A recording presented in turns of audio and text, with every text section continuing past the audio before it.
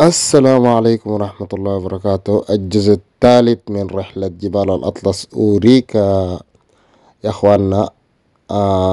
ده الجزء الثالث يا أخواننا. هنا المناظر الجميلة صراحة والله بلد جميلة جدا جدا، وطبيعة وشلالات وموية هنا ومياه وصلنا حاجة اسمها الثلاجة، طبيعية جدا جدا. الثلاجة الأمازيغية ثلاجة جميلة جدا جدا، بتثلج بالطبيعة. الموية تفك إخواننا في شوفوا، نفس الحالة إخواننا دي ثلاجة، وتعمل يعني برودة لا كهرباء، موية، صافي، طبيعة، يعني حاجة طبيعية جدا جدا.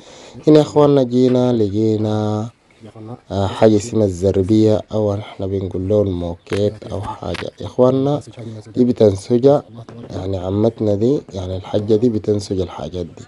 يعني حاجة صراحة مبالغة، يعني ما أي شخص يقدر يستطيع ينسج منسوجات بهذا الحجم، وتتطلب صبر. يا إخواننا هنا مواصلين ماشيين للشلال الكبير، ومحل ما جينا طالعين لفوق.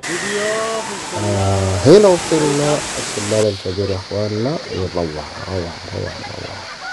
وصلنا الشلال الكبير، وهو الجزء الأخير من رحلة توريكا. إخواننا روعة. أتمنى من كل صديق إن شاء الله يعمل زيارة للمغرب الله، ويجينا في صراحة مدينة جنة في الله في الأرض. مقاطعة أوريكا ما أو شاء الله نواحي تبارك الله. مراتب وأنا لأوريكا. هنا التقينا مع بعض الأصدقاء أجانب يا أخواننا من بريطانيا، من أوروبا. في الأخير أخذ معاي صورة، سألوني من أي بلد. دي صورة من الشلال، دي صورة